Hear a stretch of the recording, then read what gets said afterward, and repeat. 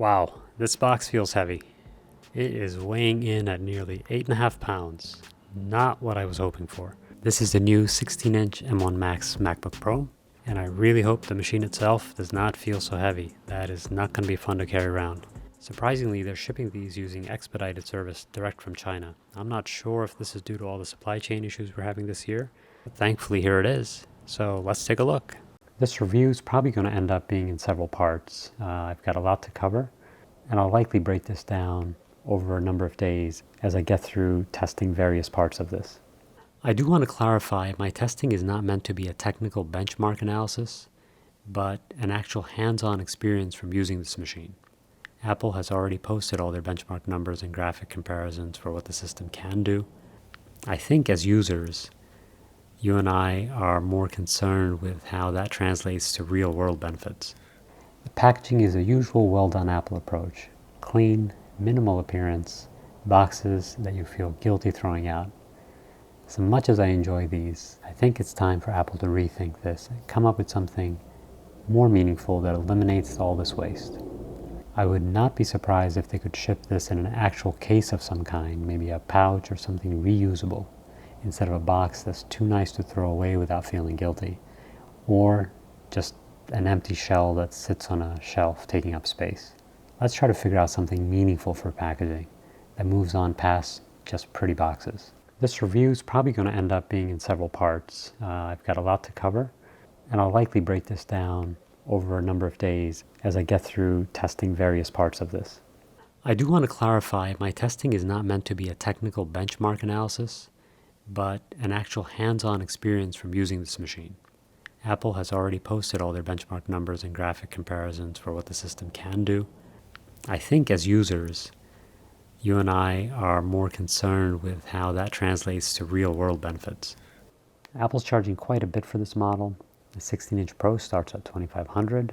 This particular configuration with the Max CPU and 64 gigs of unified memory lists at $3,900 plus tax. I don't think it's the kind of thing most users are going to want to just impulse buy without justifying how it will be used and if the performance justifies the cost. In my case, I run a range of demanding applications that push my existing i9 MacBook Pro to its limit. It's often cranking fans constantly while I'm using it. The noise level is significant and can become quite annoying. The case gets too hot to work comfortably, and if I ever need to just drop it in my lap and work on something while sitting back, I feel like my legs are getting microwaved. That may not be the healthiest thing to do. Alright, so sitting directly next to the 15-inch machine. It's actually looking similar in size in many ways, and okay, the weight might not be too bad. I think it feels almost the same weight. That's a good thing. Alright, I can live with that. I'm going to set a straight edge across here on the top because some of these curves and slopes are a bit deceptive, make the machine look thinner than it really is. So overall, let's see if the height is really that different. Alright, so you can see what the difference is in height. Looking this way, here's the difference front to back and across the width. Alright, so subtle differences, not too bad. I think these little minor dimensional changes are things you get used to, and after you're done nitpicking at it, you forget about those. The weight's something you have to live with every day, so if you're carrying this around, you definitely have to give that some thought. That's really the main attraction that I had for the 14-inch. Again, for me, the display just has to be big, so I had to compromise on the weight to get the larger display. And on this particular model, the price point's pretty much exactly the same. So I think you save like $200. You get faster charging and a bigger display. So I don't know if there's a performance difference, but I think for $200, I knew I was going to miss the display every day I'm sitting at my desk, so for me I had to go with a larger machine. For you, if portability is more important, then you may have to give the 14-inch a try, even though it's basically the same cost. So here are some of the things that are important to me and the way I use the system. It needs to save me time. Plain and simple, this is my number one priority. I really want to see at least saving half my time on processing things compared to my existing system. Based on what Apple showed off during the release event, They're claiming it to be far more than this, but I'll settle for about double performance relative to my existing system. I'm going to try to test time savings with things like editing and outputting video, rendering 3D models and animations, multitasking across multiple design applications such as Illustrator and Photoshop, working with external displays such as the Wacom Cintiq, transferring files from SD cards, moving files back and forth across network devices, occasionally running Windows applications. The other thing I am hoping for, it needs to run cool so I can use it in more situations without feeling like I'm getting cooked to a crisp, and also really cut back on all that fan noise.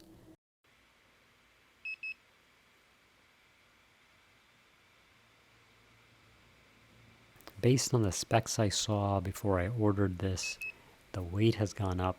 That is a major concern for me.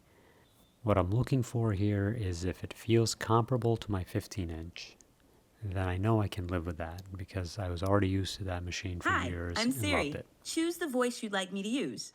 You can change it later in system preferences. Hi, I'm Siri. Hi, I'm Siri. In the past several iterations, they actually shaved back the dimensions a little bit as well as the weight.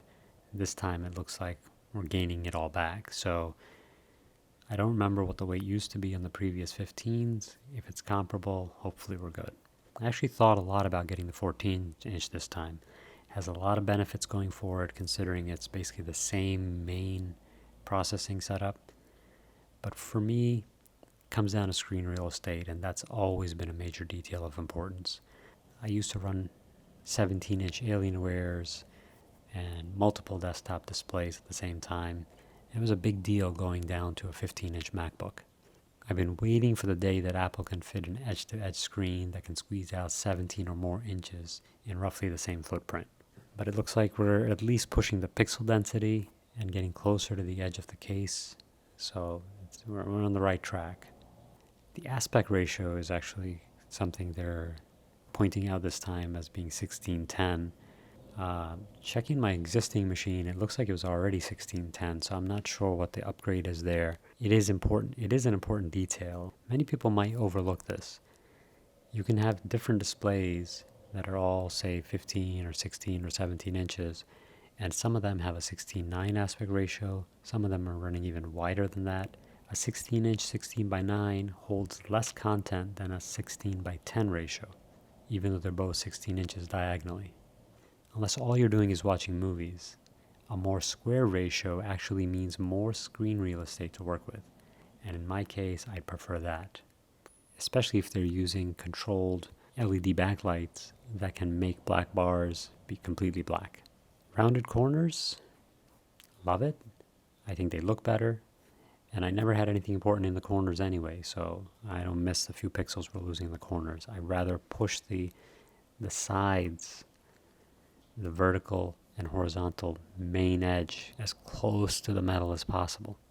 I'd rather they push this display all the way to the metal, top and bottom on all sides, and round it all they want on the edges. The rounding corners is not the problem. It's getting the main center section to be as big as possible.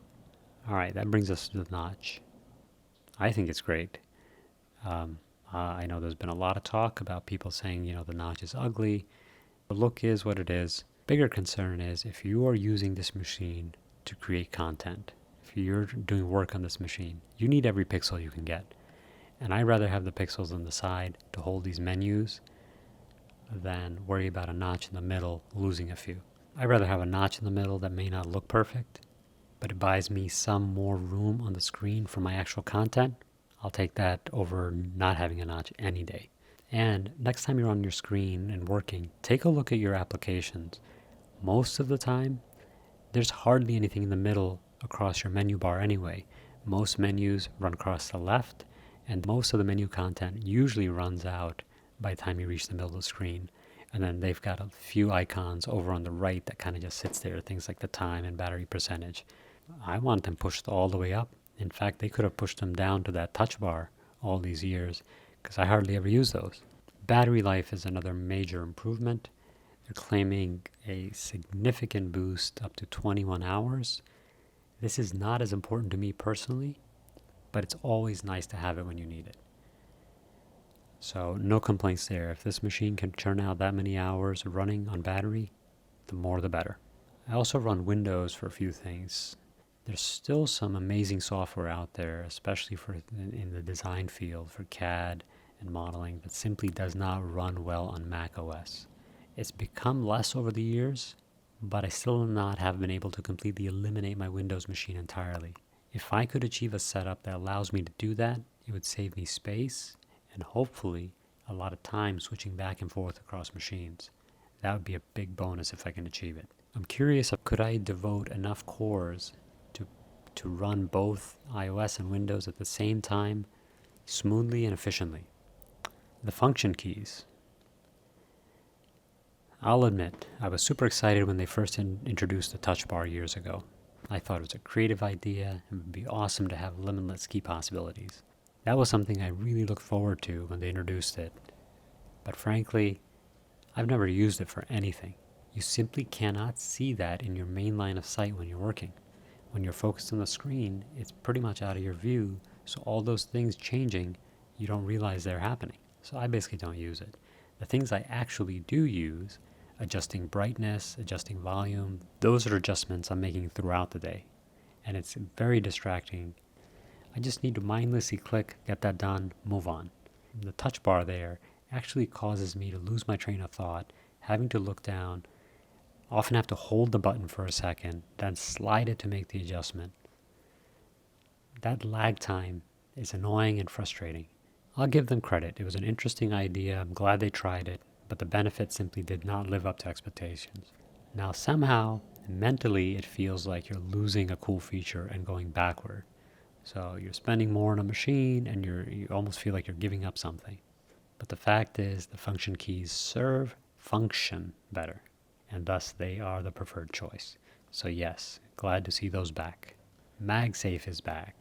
Never understood why that ever left in the first place. Decisions like that often give away that a company is not thinking about the user's benefit first, or they're not even using their own product enough to realize, why would you drop that feature?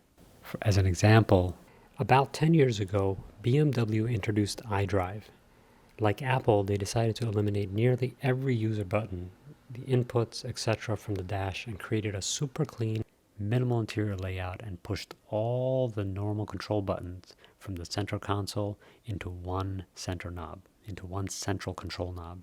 Visually great aesthetics, super clean, minimal style. You look at it and you say, wow, but then you can't get anything done.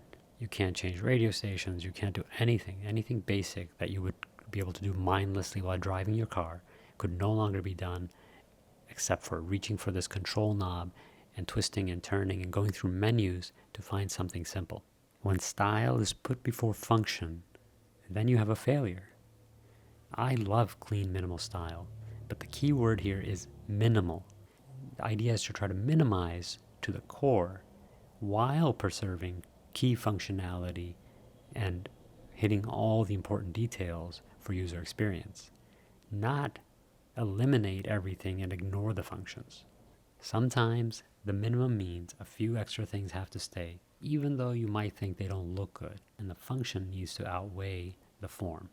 This is sadly a common mistake with many companies and their products. I'll try to do a longer video on this, as it's something worth discussing and learning from if you have a business, and especially if you have products or services your users interact with.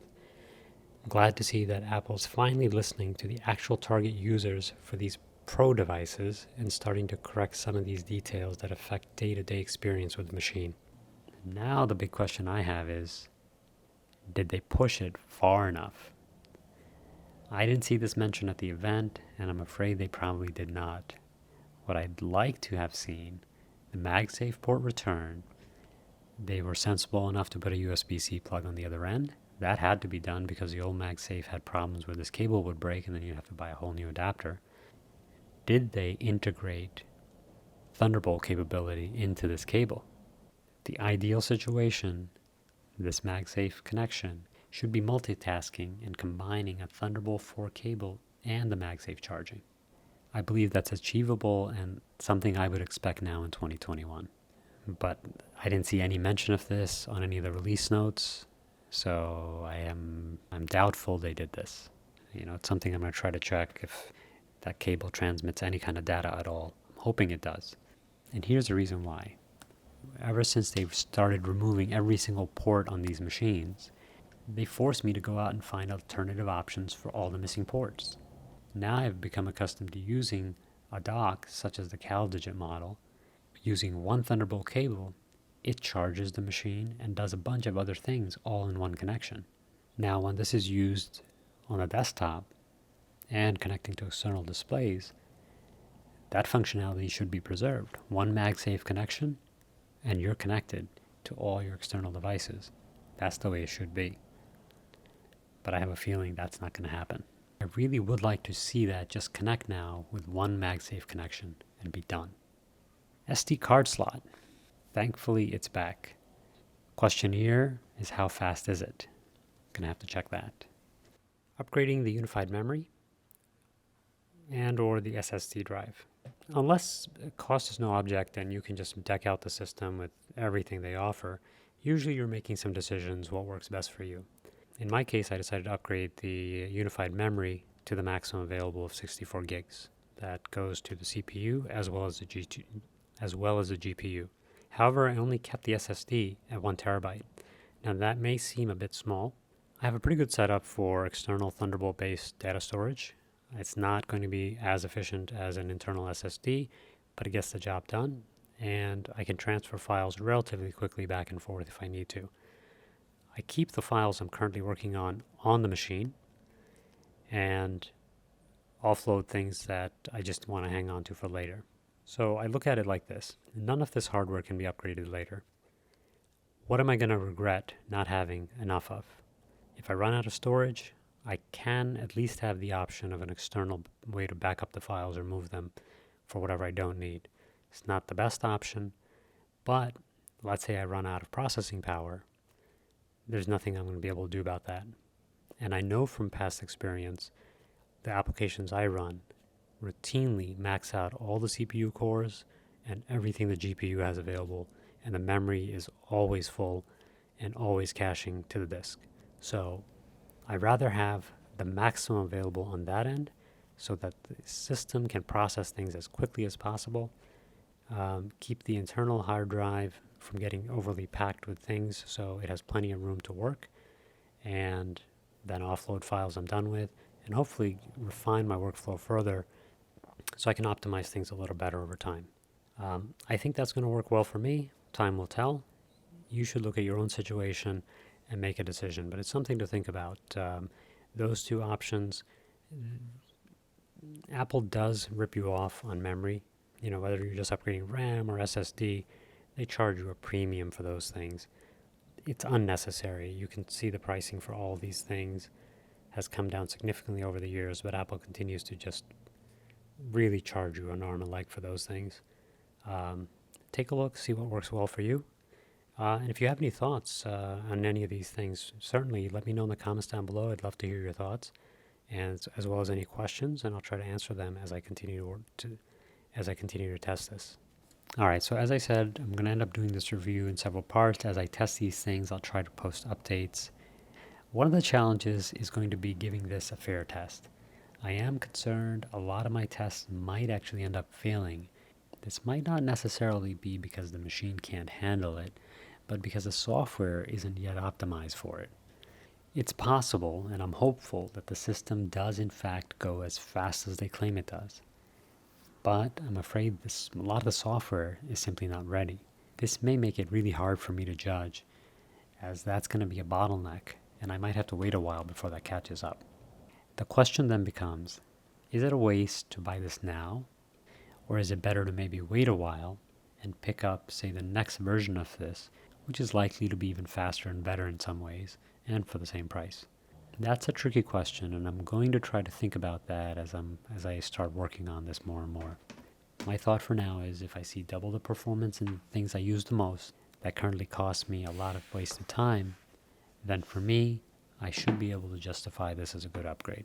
Other thing that I'm trying to keep in mind is that I've had a surprisingly long service life for my previous MacBook models. Far more than any Windows machines I ever used in the past.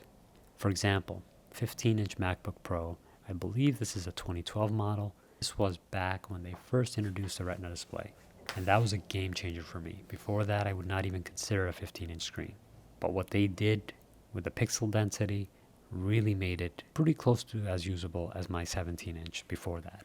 It's running an Intel i7 CPU, and it still runs great, except for battery life, and the anti-glare coating on the display has had wear issues. Size-wise and in somewhat the styling of this machine actually resembles the older MacBooks that were around even before this 15-inch model. I don't have one of those here to show you, but the rounded edges, the rectangular silhouette reminds me of those. Alright, so at this point it's up and running, seems to be snappy, quick on, quick off, everything seems to be doing well, looks beautiful. Overall at this point, all I can gauge are some of these aesthetics and minor improvements. Can't really say much about the performance yet without really spending some time with it. So I'm going to start doing that. I will say this so far. I'm thankful I went with a 16-inch model rather than the 14. I really had my concerns about the look, the size, and the weight when I saw the release, but all those concerns are now put aside. The shape actually looks much better in person than in the pictures. The curves make it comfortable to hold, and you don't have some of the razor sharp edges that are on last year's 16 and last year's 13-inch M1 Pro. There's still a little bit of a edge on the back, right where the display hinges, but compared to last year's, which you really feel like you can cut yourself on, this is a big improvement. The weight and the size feel very close to what I'm used to with my older 15. The differences are subtle even when compared to last year's 16, so I don't think I'm going to notice these in my daily use. The increased thickness is actually partly due to the taller feet, and there isn't as much difference in the thickness increase in the actual body itself. So if you flip it over and compare the height of the actual body, you'll notice it's actually a much smaller difference. You don't notice it's thicker, and it actually feels really nice when you hold it. It does feel snappy in that it wakes up instantly when you open it and logging you in, but even the 13-inch M1 from last year did that, so that's not anything conclusive. Alright, I'm going to get going installing software and putting this to use. Please post all your questions down in the comments below, and I'll try my best to answer as many as I can as I continue with the next part of this review. You know, most of us have to take a look and make a judgment, is it worth spending this much on a device? And only you can make that decision based on your use case. Here's an honest piece of advice that I think if you have a recent system that serves you well, and you're on the fence about buying this new machine, but you don't really think you're going to use it enough to justify it. And one way to know that is if your current machine really does everything you throw at it without getting bogged down much, then I really don't think having the latest version of basically, the essentially the same overall footprint box, I don't think that's really going to add any value to your life. So if you're not the kind of person who's got to have the latest for no other reason except that it's the latest, you might want to pass on it. If you really don't see yourself using it enough to justify it from a performance standpoint, then save your money and instead consider buying stock in Apple instead. As it stands today, Apple continues to maintain a significant market advantage for a number of reasons. So barring something completely unexpected, they're likely going to be able to hold that market advantage for at least the next foreseeable several years. So think about this.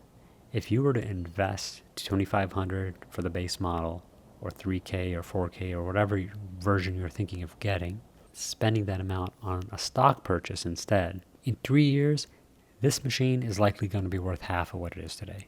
But your stock may realistically be 50 to 100% more by that time. All considered, I think Apple is a relatively safe investment. If you don't make any significant gain, you're probably not looking at losing much either. Just something to think about. I am starting to post affiliate links in my videos down below. I'll have an affiliate link for Webull down below. That's a trading platform I've tried. If you do end up using my link down below to open a trading account with them, they'll give you 3 to 4 shares in random companies when you open a new account with them. And in the process, you'll help support this channel. If that's something you do decide to do, use the link down below and be helping us out. Thank you so much. Really appreciate you being here today. Please let me know your thoughts and your questions in the comments down below. I'll try my best to post my thoughts as I'm able to put them together. Hopefully this machine will actually save me time, and maybe I'll start getting through some of these edits faster. Be sure to subscribe for updates.